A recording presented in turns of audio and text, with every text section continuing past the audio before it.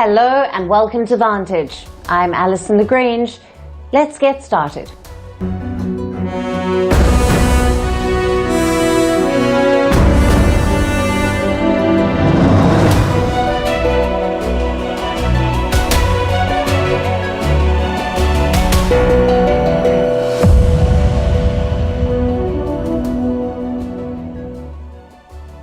Gold and Bitcoin are both on a record-breaking rally, but this time it's not because of the hype.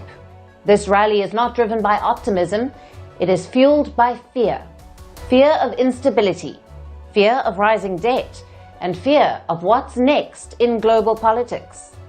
From the government shutdown in the US to political chaos in Europe and Japan, investors are pulling away from major currencies.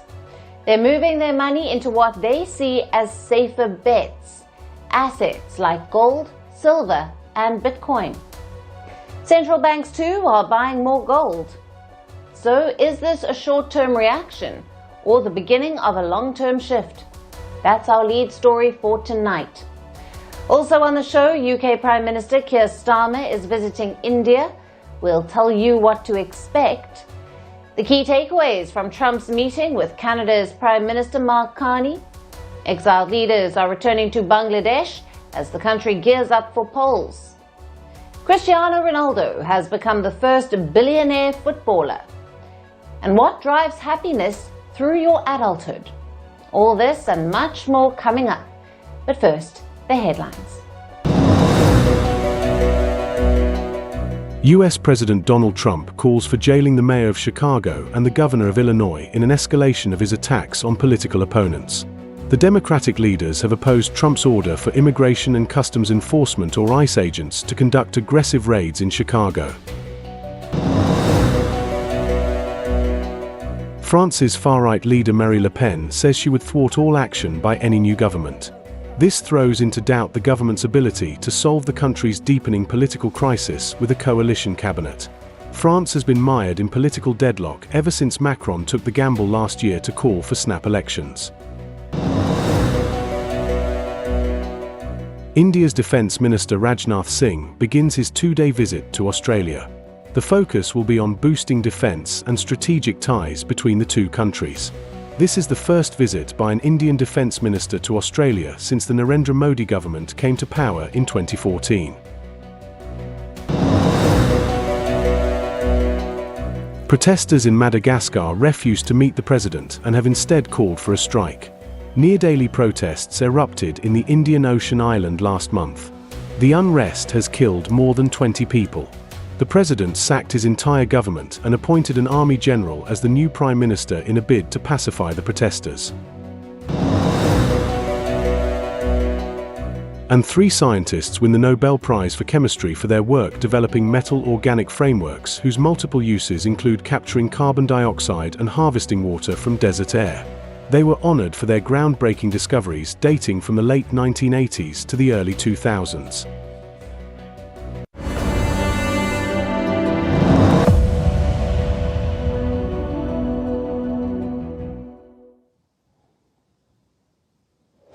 Gold and Bitcoin are witnessing a massive rally.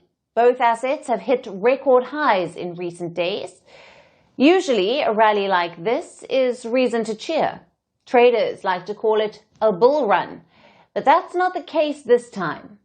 This rally is fueled not by bullish sentiments, but by fear. Yes, fear is driving the surge in gold and Bitcoin. They are seen as safe haven assets amid global uncertainty. Gold has held the status for decades now, but Bitcoin is earning the same reputation. Like I said, this is a rally fueled by fear. Investors are not looking for momentum, they are seeking safety. And here's what's weighing on their minds. In America, investors are worried about government shutdowns. In Europe, the French government is in chaos. The Prime Minister's office has become a revolving door. French stocks fell after the recent government collapse. Even the euro is feeling the pressure. A similar situation is playing out in Japan. On Monday, Sanae Takaishi was named the country's new Prime Minister. Japan's yen witnessed the fallout. The currency's value has tumbled. These headlines are from the past few days. Investors are watching them closely. They all point to one thing that investors fear most: uncertainty. Markets don't like uncertainty because you can't plan long-term investments when policies keep shifting. They make the investing climate more risky. Therefore, the rush toward assets like gold and Bitcoin. Now, is this a temporary phase, or is it a long-term trend that is shaping up? Some signs are emerging. Investors want to protect their investment. They want to reduce risk. It seems that they are preparing for the long haul. Two trends point toward this. First, the pivot away from the dollar. The greenbacks has been losing its value this year. The dollar has lost 10% of its value. So investors are moving toward gold, silver, and Bitcoin. As the dollar's value has dropped, the demand for these assets has shot up. Now, this is especially true for the central banks, and here is some data from August in that month. Now, the central banks bought 15 metric tons of gold. China's central bank has been among the major buyers. Last month, it bought 40,000 ounces of gold. How much gold does China have in its reserves? Over 74 million ounces. Now, how much is that worth? It's well above $280 billion. Remember, China is the world's second largest economy. It also has significant holdings of US government debt.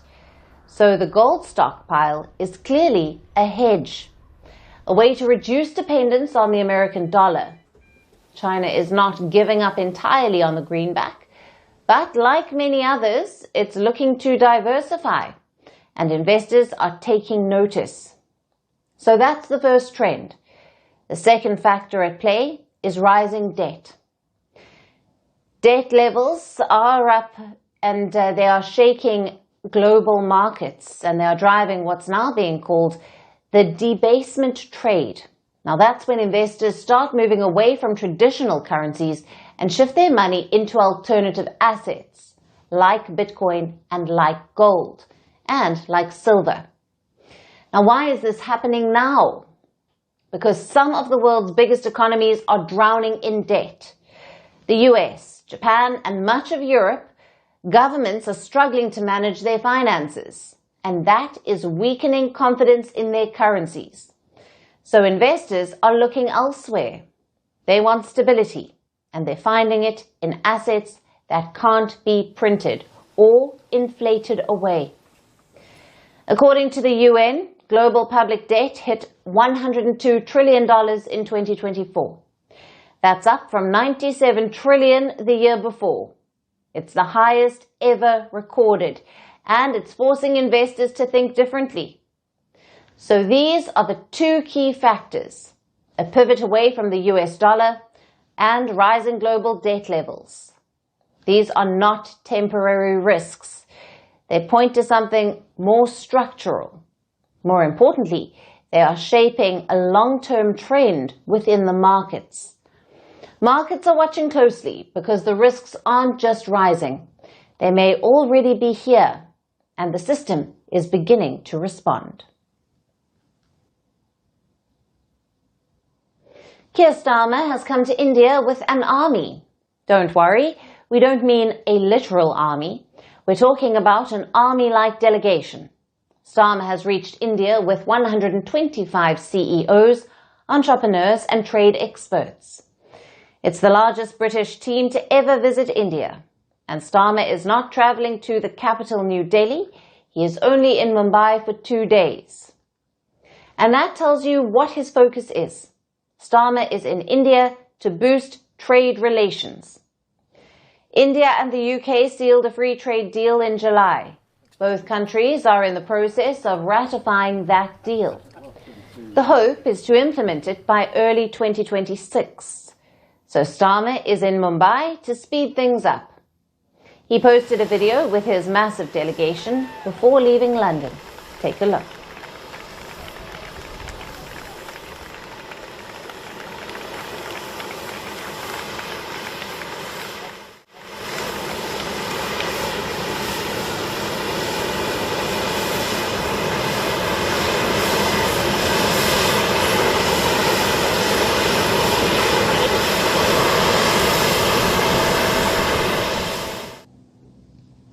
Prime Minister Modi posted a welcome message for Starmer.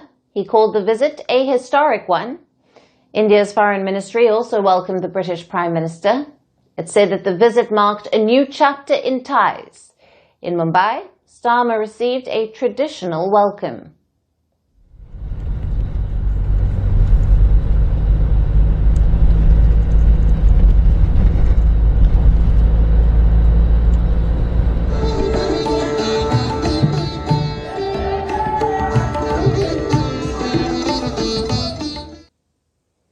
After that, Starmer got down to business. First, he interacted with the business community in Mumbai. Starmer focused on the new free trade deal. He called it London's biggest agreement after Brexit. That FTA is really important for us. It's the biggest deal that we've struck since we left the EU, and I think it's the biggest deal that India has ever struck, so hugely important.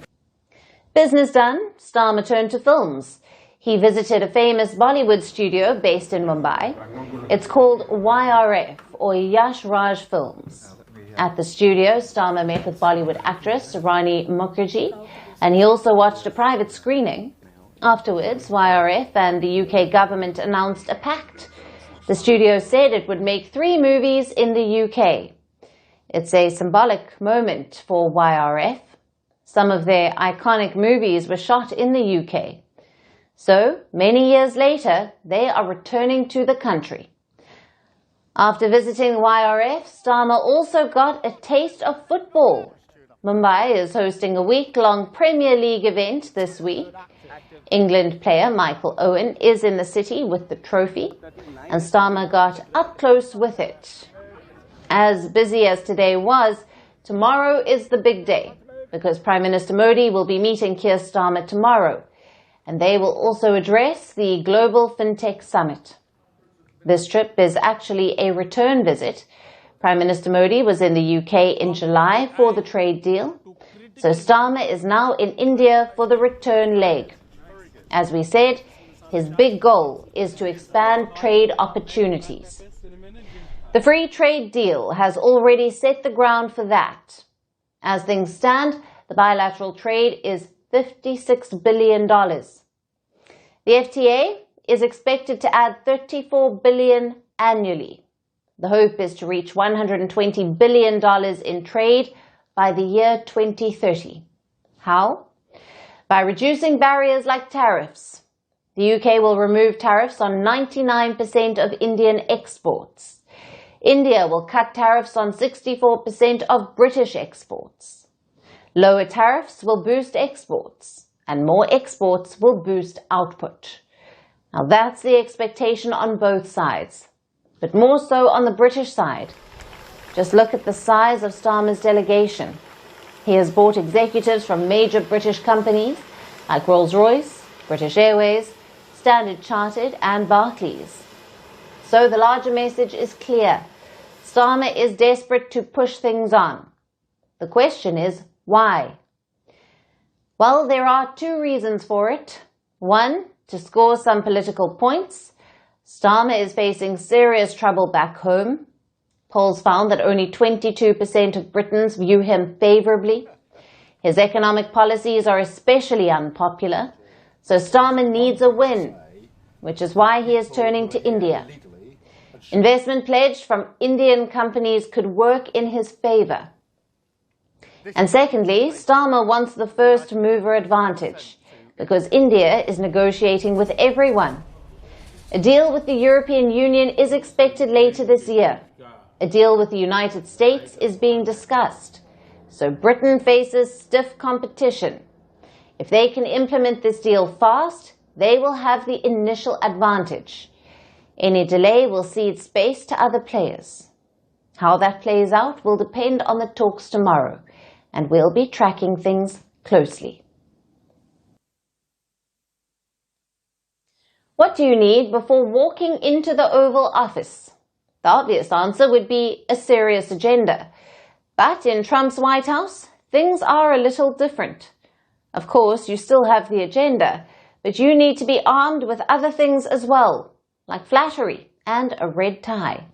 Ask Canadian Prime Minister Mark Carney. Last night, he arrived for a meeting with Donald Trump. Tensions have been escalating between the two neighbors. Trump has imposed tariffs on Ottawa, and Carney has vowed to fight it. But at the White House, all he was fighting was a chance to praise Trump every second. Amazing. I would just say, amazing. Red for you. So Carney arrived in a red tie, a Trump staple. But ironically, Trump was wearing blue. It was the perfect metaphor for the meeting that followed. All charm and choreography, but no clear chemistry. Before politics, Carney was a central banker, the calm in every financial storm. He learned how to manage the markets and egos, but that did not prepare him for Trump. So Carney stuck to the basics. Flatter Trump, praise his transformative leadership, and echo his foreign policy talking points. If I may, you kindly hosted me and some of my colleagues a few months ago, and I said at the time, you are a transformative president. And since then, the transformation in the economy, unprecedented commitments of NATO partners to defense spending, peace from India, Pakistan through to Azerbaijan, Armenia, disabling Iran as a force of terror, and now, and I'm running out of time, but this is in many respects the most important. For anyone who follows South Asian diplomacy, that was pure fiction. But in the Oval Office, it landed like poetry. For months, Trump had been boasting that he personally brokered peace between India and Pakistan. This is despite India's repeated denials. New Delhi has made it clear there was no third-party mediation. But Carney wasn't fact-checking. He was flattering. There are areas, as the President just said, where conflict, maybe not so much conflict, we compete. There are areas where we compete, and it's in those areas where we have to come to an agreement that works. But there are more areas where we are stronger together, and that's what we're focused on. And we're going to get the right deal for America, right deal, obviously, from my perspective, for Canada. But behind the smiles, Carney's mission was serious. Trump's tariffs were biting hard. There's a 35% tariff on imports, a fresh 25% on trucks, and an ongoing threat to rip up the North American trade deal entirely. Canada was the only G7 country still without a reprieve. Carney wanted breathing room. But Trump loves leverage, and tariffs were his favorite tool. There were even some compliments thrown. Is there anything that the Prime Minister has done that's making it more difficult or easier to reach a deal? No, I think he's a great Prime Minister. I mean, he could represent me anytime. I will tell you, I'm not saying that because he is a very strong, very good leader. He's a nice man, but he could be nasty. He could be very nasty, maybe as nasty as anybody. But beyond all of this, what did Canada actually get? On paper, almost nothing. No tariff rollback, no trade deal, and absolutely no guarantees. But in practice, he got something that very few others managed: Donald Trump's goodwill. Trump called him a great man, which, coming from the US president, is a big deal. More importantly, Canada stayed off the firing line. There were no angry posts on X or name-calling. Instead, Carney got a handshake, laughs, and the faint promise of a deal. For a country whose economy depends on American markets, that was worth its weight in diplomacy. So then what's holding things up? If he's a great man and you want to do a deal with Canada, why aren't you? Because I want to be a great man, too. Thank you very much. Thank you, everybody. That could have been. So, was the charm offensive successful? Economically, not yet. Politically, probably. But psychologically, absolutely. Carney didn't outsmart Trump, he just outlasted him. He realized what many hadn't. In Trump's world, flattery is the currency, and survival is success. He walked into the White House with a red tie, a calm smile, and a plan. And he walked out without a bruise.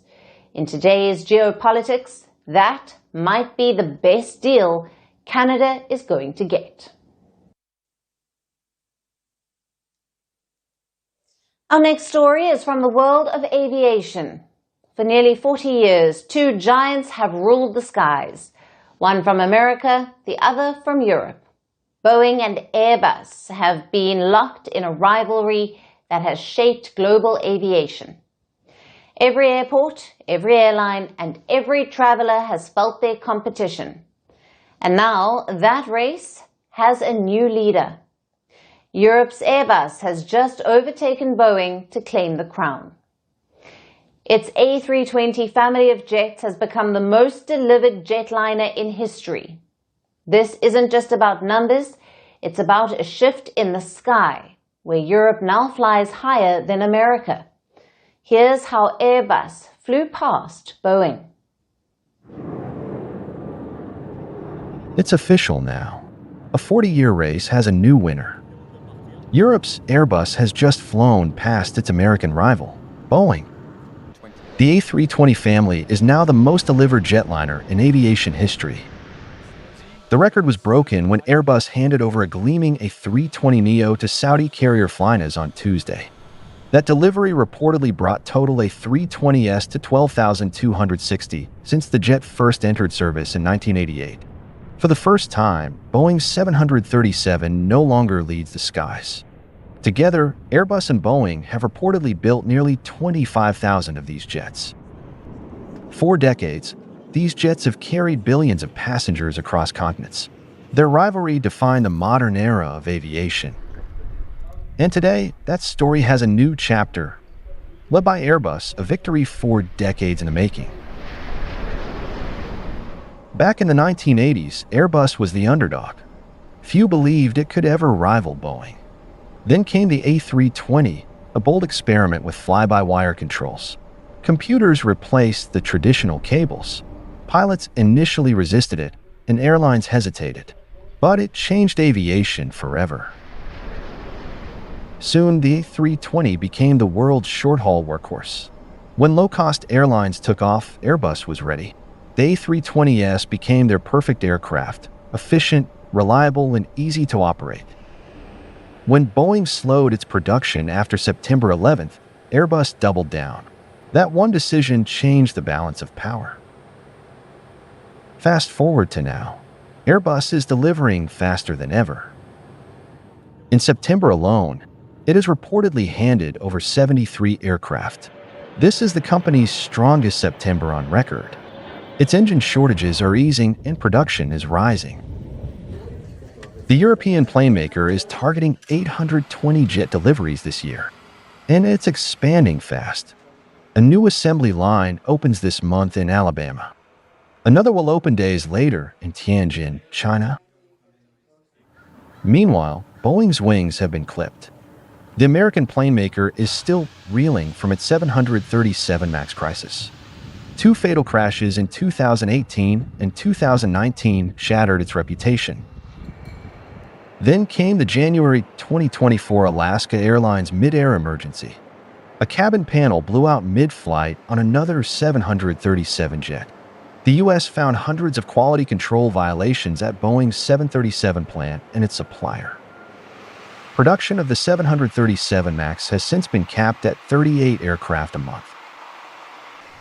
And in June 2025, a crash involving an Air India Boeing 787 put its safety record back under the spotlight. The American plane maker now carries about $50 billion in debt. Besides, President Donald Trump's trade policies have only added to the turbulence. He has linked Boeing jet sales to his trade diplomacy. But the problems inside the U.S. plane maker run far deeper than trade. Across the Atlantic, the picture is very different. Airbus has won more orders in recent years. Since 2020, it has reportedly held over 4,500 net orders for its A320neo family. Boeing trails with reportedly about 3,300 orders for the 737 MAX. So, here we are. A rivalry that began in the 1980s has reached a turning point. Airbus is at its strongest in history. Boeing is still in recovery mode, but the once undisputed leader of the jet age is now facing a long climb back. And for now, the skies belong to Airbus.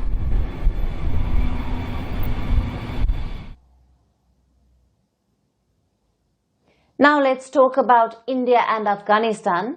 This week, the Taliban's Foreign Minister Amir Khan Muttaqi is visiting New Delhi.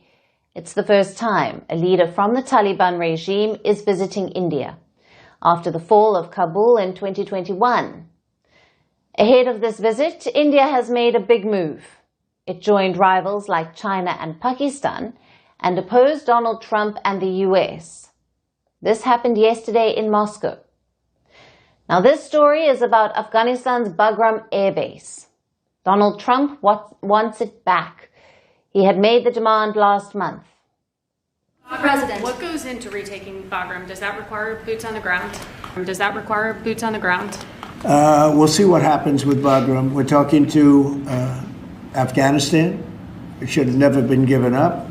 It was the most embarrassing day in the history of our country. There was no reason to give it up. I was leaving Afghanistan. I was the one that got it down to 5,000 soldiers, but we were going to keep Bagram, the air base.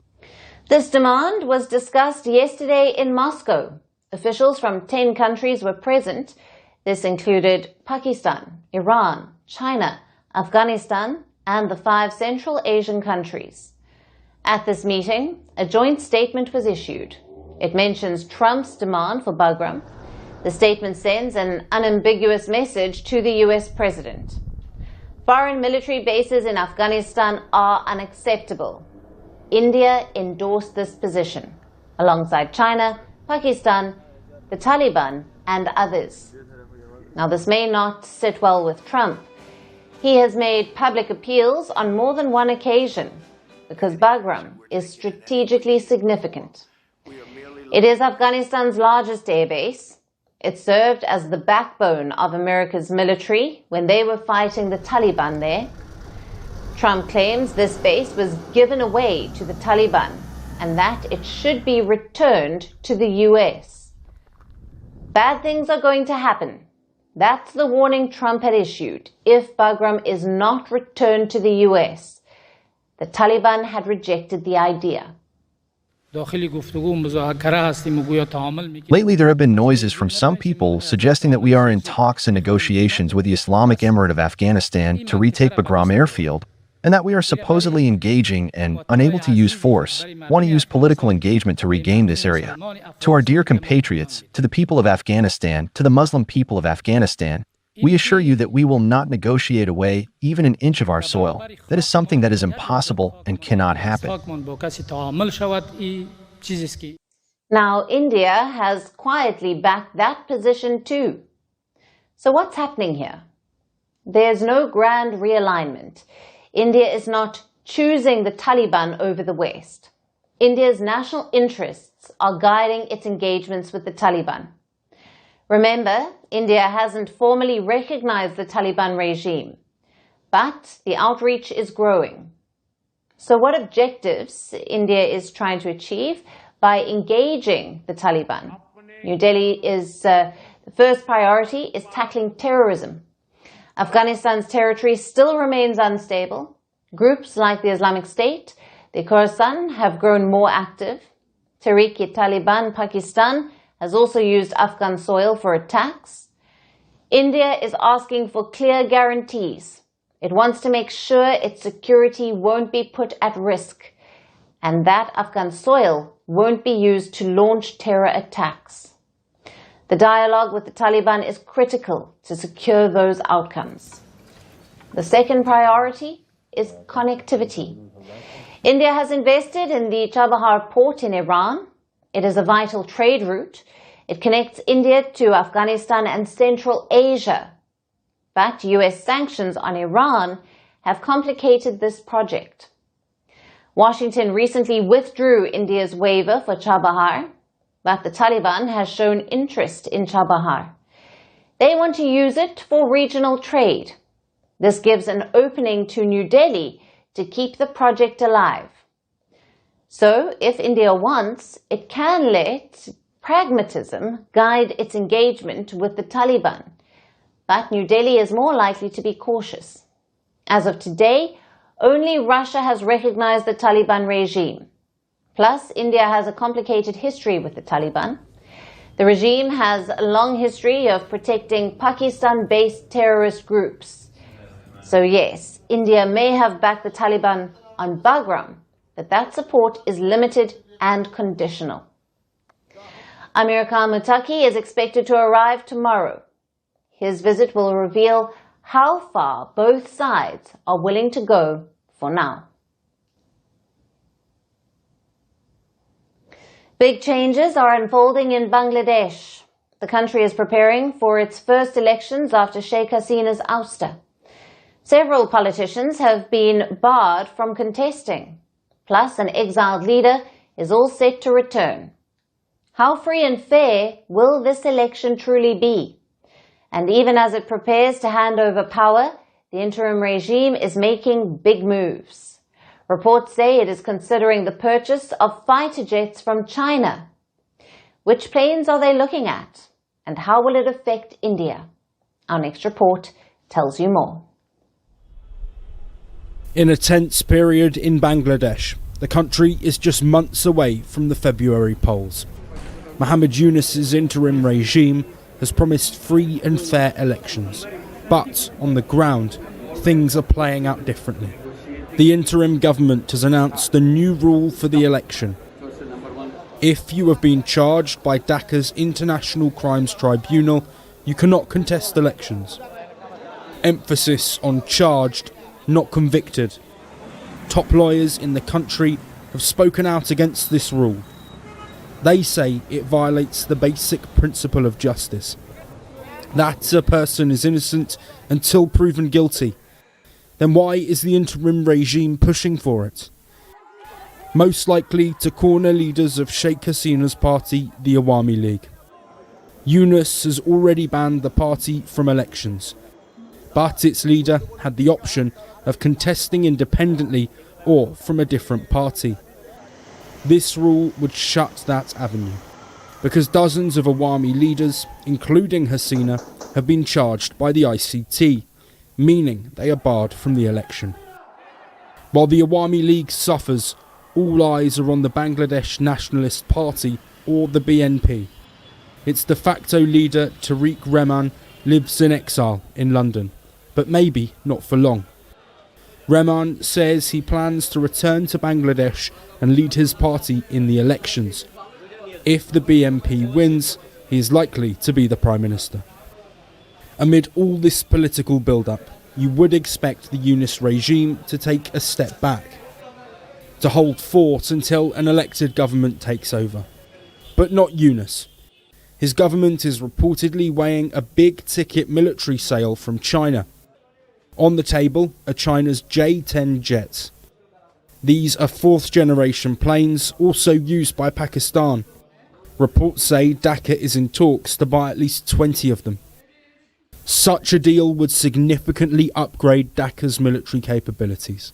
But more importantly, it would deepen their ties with China.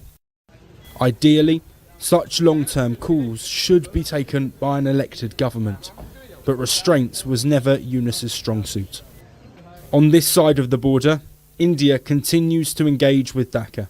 This week, the Indian Foreign Secretary met with journalists from Bangladesh. He was asked about a wide range of issues, like what are India's hopes from the election in February. India remains in favour of and we look forward to the earliest possible elections in Bangladesh, free, fair, participatory and inclusive elections, and we remain ready to deal with any government that emerges from these elections with a popular mandate. And why doesn't India hand over Sheikh Hasina? All I will say is that this is a judicial and legal process. It requires engagement and consultations between the two governments. We are examining this issue, and we look forward to working together with the Bangladesh authorities.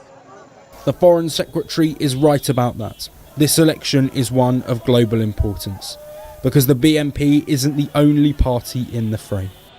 The radical, once banned, Jamaat is also making a comeback. A group that once supported Pakistan's genocide in 1971 will now contest elections. Also at play are regional equations. Will the new government reset relations with India? Will they double down on Yunus's pivot to China? And will they forgive Pakistan and embark on a reset? All will be answered in February.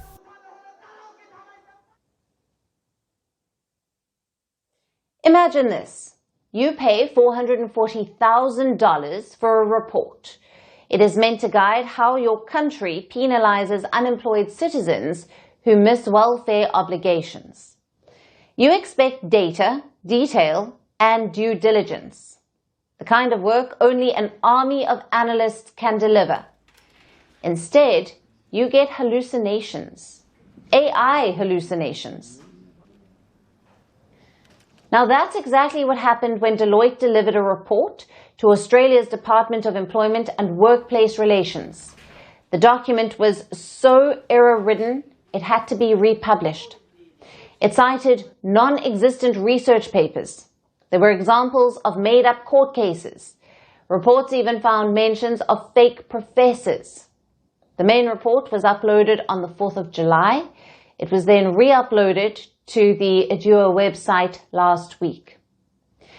This is after the Australian Financial Review reported that errors were found. And here's the twist. Deloitte didn't deny using AI. In the updated report, the firm quietly admitted this. It said it had used OpenAI's ChatGPT 4.0 model through Microsoft Azure. Deloitte also agreed to refund part of the money, a token gesture for the troubles. But Deloitte isn't the only one. More and more consultancy firms are outsourcing thinking to AI. Last year, Australia's Senate published reform suggestions. This was based on case studies that never existed. They were using Google's Bard AI, which hallucinated. Now that somehow made their way into an official document. The Senate had to issue a public apology. Across the Pacific, McKinsey was embroiled in something similar. It released a healthcare impact report that miscalculated patient risks. And that's because an AI model synthesized faulty data. Entire sections had to be retracted. And it's not just firms. Governments haven't fared better. The UK Home Office had suspended its AI visa assessment system, and this after it began exhibiting bias so severe it might as well have been called robo-racism. Also in the Netherlands, an algorithm meant to detect welfare fraud falsely accused thousands of innocent families, and the scandal was so devastating it led to the Dutch government's resignation in 2021. So this has become a big problem because every consultant's favorite word is due diligence. Ironically, it's also the first thing they seem to skip when it comes to AI. It's not because they're lazy. It's because the consulting industry's business model rewards speed over accuracy. Think about it. Big firms make money by selling insights faster than their competitors. AI makes that possible. So the temptation to use it is always there. And let's be honest, Deloitte refunding a few $100,000 doesn't change much. The clients will still hire them. The cycle will continue because what they're really buying isn't accuracy. It's a reputation insurance. Hiring Deloitte or McKinsey signals that you're serious about governance, even if the work itself was generated by a chatbot. Until accountability becomes as important as branding, AI will keep writing reports that no one reads until it's too late. Now let's turn to South America. Ecuador is in turmoil. President Daniel Noboa's convoy has come under attack. Protesters hurled rocks and smashed his car's windows on Tuesday. The president escaped unharmed from the incident, but his government is calling it an assassination attempt. 5 people have been arrested after the incident, and the attack comes amid weeks of unrest. People are protesting the government's decision to end fuel subsidies. Indigenous groups are leading nationwide strikes against the government. Roads are blocked and tensions continue to rise. Troops have been deployed across several provinces, and the president has declared a state of emergency. Our next report has more. A presidential convoy moves through the Andean highlands of Ecuador, a country in South America. Crowds line the roadside. They wave flags, they shout, and then the scene explodes into chaos. Rocks fly through the air, glass shatters. Inside one of the cars sits President Daniel Noboa. His security team shouts for everyone to duck. The convoy speeds away under attack. Officials later called it an assassination attempt. 5 people were arrested. The government said they would be charged with terrorism and attempted assassination. The attack happened on Tuesday in the country's Cana province. According to the government, about 500 people surrounded the convoy. Stones and large projectiles smashed into several cars. Authorities claimed the president's vehicle even showed signs of bullet damage. But reports have not confirmed that any shots were fired. There is nothing peaceful about this. Shooting at the president's car, throwing stones, damaging state property, these are simply criminal acts.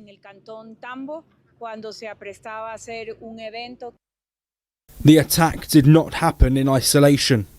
It followed weeks of unrest over fuel prices and government reforms. Last month, President Noboa ended Ecuador's diesel subsidy. That decision raised the prices of fuel. The government said the change would save around $1.1 billion a year. Officials promised that that money would go to farmers and transport workers. But many Ecuadorians said it would only make daily life harder. Protests quickly spread across the country. Ecuador's largest indigenous organisation, known as CANE, called for a nationwide strike. CANE stands for the Confederation of Indigenous Nationalities of Ecuador. It's a powerful social movement that has led major protests for decades, and it has even toppled governments in the past. Under its call, thousands filled the streets.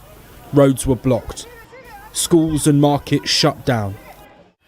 At least 1 protester was killed, and more than 100 people were injured. The government accused criminal groups of turning demonstrations violent. In response, Noboa declared a state of emergency in 10 provinces. Troops now patrol highways and government buildings. The government insists it's a protective order, but the opponents have called it repression. This isn't the first attack on the president's convoy. In a similar incident in late September, Noboa's motorcade was hit with Molotov cocktails and rocks. Ecuador's unrest runs deeper than one policy. It reflects long-standing frustration over inequality and rising costs.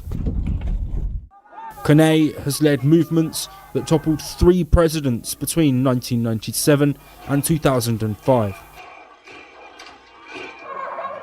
Now, once again, it stands at the centre of a national crisis. Economically, Noboa says he's reforming a system that drains public finances, but politically, the timing couldn't be worse. Fuel touches everything: food, transport and livelihoods. When prices rise, so does anger.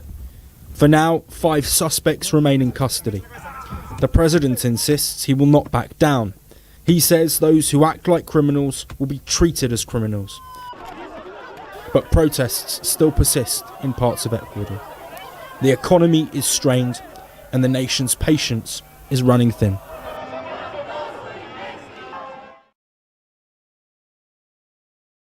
Football has its first billionaire. It was always going to be a toss-up between the 2 legends, Lionel Messi and Cristiano Ronaldo. This time, the latter has won. Ronaldo is the first ever billionaire in football. Says who? The Bloomberg Index. They have valued his wealth for the first time, and it stands at $1.4 billion. In comparison, Messi stands at more than 800 million. Tonight, we'll take a look at how Ronaldo amassed this wealth, and also a peek into the world of sporting billionaires. I'm sure you know about Ronaldo's journey. He grew up in Portugal. At the age of 12, he joined a club called Sporting Lisbon. And after that, it was a relentless rise. Ronaldo has played for the top clubs in Europe.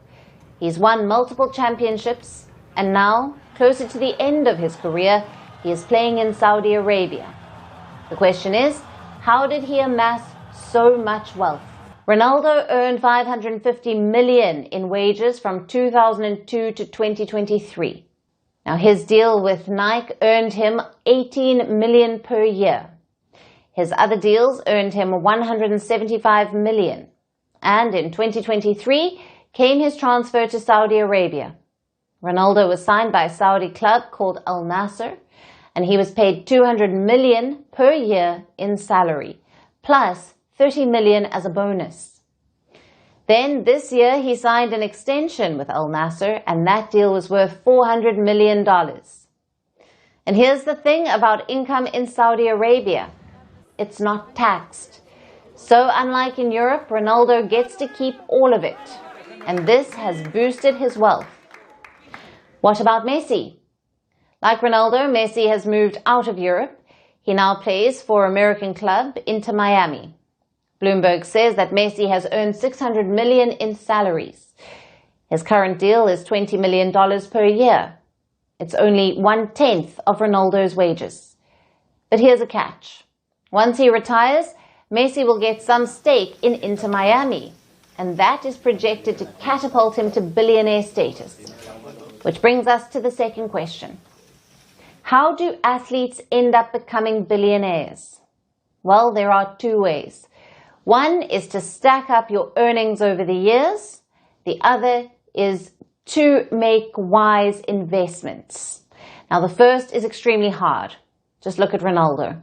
He is one of the highest paid footballers in the world. Yet, he's become a billionaire only in the twilight of his career. Now, that's why the second route is more popular, making wise investments. I'll give you the example of Roger Federer. In 2019, he bought a 3% stake in a shoe company called On. A 3% stake for just $50 million. After that, the company had a massive rise. It went public in 2021, and today it's worth $15 billion. Federer's stake now stands at 500 million. That's the power of investment. Another example is basketball player LeBron James. He has made $385 million on the court, but off it, he has made 900 million, mostly thanks to his deal with Nike. The shoemaker has a special LeBron line. Every sale generates a royalty for the player. In 2014, LeBron earned $300 million from his trainers alone. And just to be clear, LeBron did not start this trend. That would be basketball legend Michael Jordan. He too started a line of shoes with Nike. Reports say they pay him 5% royalties. In 2023, that amounted to $330 million. Plus, Jordan had bought a basketball team after retiring. In 2010, he purchased the Charlotte Bobcats for $175 million. He sold it for almost $2.7 billion. Another example is Tiger Woods. He is reportedly worth $1.7 billion, but only 10% of his wealth comes from golf earnings. The rest, endorsement deals and investments. This isn't just a lesson for athletes. It's a lesson for anyone who earns a monthly or annual income. Plan, prepare, and invest. If happiness were a person, it would be a tricky one to pin down. Some days it's sitting on your shoulder, humming with you during a good shopping expedition. On other days it's gone, ghosting you after a long night of doom scrolling. We spend our lives chasing happiness through love, money, achievement, adventure, or sometimes just a decent cup of coffee. But when exactly are we happiest? And more importantly, what drives that happiness? Our next report tells you more. Happiness has always been humanity's favorite riddle. The philosophers wrote about it. Poets tried to bottle it. And the rest of us, we chase it all our lives. Through promotions, relationships, holidays, and late-night online shopping carts. We treat happiness like a finish line, something waiting at the end of effort. But the truth is less dramatic and far more interesting. Happiness doesn't arrive one day. In fact, it evolves with us. Researchers from Germany and Switzerland tracked the emotional lives of over 460,000 people. What they found was fascinating. Happiness usually rises as we age, peaking around age 70. At 70, people report higher life satisfaction, fewer negative emotions, and a greater sense of peace. Not because they've won life, but because they've stopped keeping score. They care less about what others think. They have survived enough storms to stop fearing the rain. They know that time spent with people they love is time well spent. In short, happiness, it seems, is less about age and more about perspective. But before that peak, there's a dip, and a deep one. Around our 40s and 50s, happiness tends to bottom out. Psychologists call it the midlife trough. It's the emotional equivalent of being stuck in traffic on a hot day with no air conditioning. You've built a career, maybe a family, maybe a reputation, and yet something feels missing. Life feels like a series of obligations rather than adventures. It's not just a cliche. A Princeton study found that global happiness indeed follows a U-shaped curve. People are happiest in youth, hit a low in midlife, and climb back up again later on. Why? Because midlife is where all the pressures collide. But as we move past it, something interesting happens. We start to prioritize what matters. We stop running the race we never signed up for. And slowly, happiness returns, older, wiser, and far less dramatic than before. If we had to draw it on a timeline, here's how it goes. In our teens and 20s, happiness comes from novelty, like discovery, ambition, possibility. In our 30s and 40s, it's about achievement. That is building careers, families, and identities. In our 50s and 60s, it shifts to connection and reflection. By our 70s, it becomes wisdom. So what really drives happiness? Science says it's a mix of nature, nurture, and narrative. Genetics play a very key role. Around 40% of your baseline happiness is inherited. But the rest, that's entirely in your hands. Second on the list is relationships. Humans are social creatures. People with stable, warm connections report consistently higher happiness levels. Then there is purpose, gratitude, and health. All of them play a very crucial role. In fact, physical well-being and emotional resilience go hand in hand. And that is the lesson for us, humans. We love to romanticize the past. The carefree laughter of childhood, the electric optimism of our 20s, the quiet victories of our 30s. But studies suggest that our memory is selective. We often edit the highlights and skip the boredom, the anxiety, the small heartbreaks. But happiness isn't found in milestones or miracles, but in the in-between. And now it's time for Vantage shots, images that tell the story. Joe Biden surprises baseball fans with an appearance at the Phillies game. Northern Vietnam's streets remain submerged after Typhoon Matmo. And a protected Jaguar with gunshot wounds was rescued from a Brazilian river. Finally, taking you back in history. On this day in 1932, the Indian Air Force was established. It was set up as an auxiliary unit of the British military. Until 1950, it was called the Royal Indian Air Force. But once India became a republic, the royal prefix was dropped. Leaving you on that note, thanks for watching. See you tomorrow.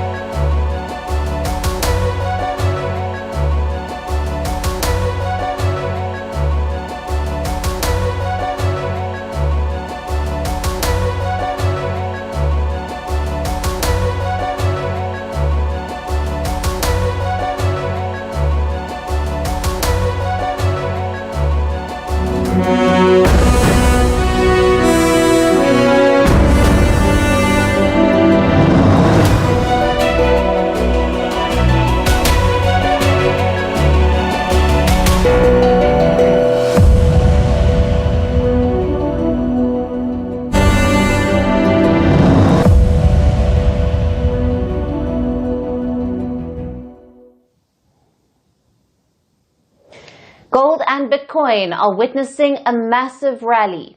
Both assets have hit record highs in recent days. Usually, a rally like this is reason to cheer. Traders like to call it a bull run,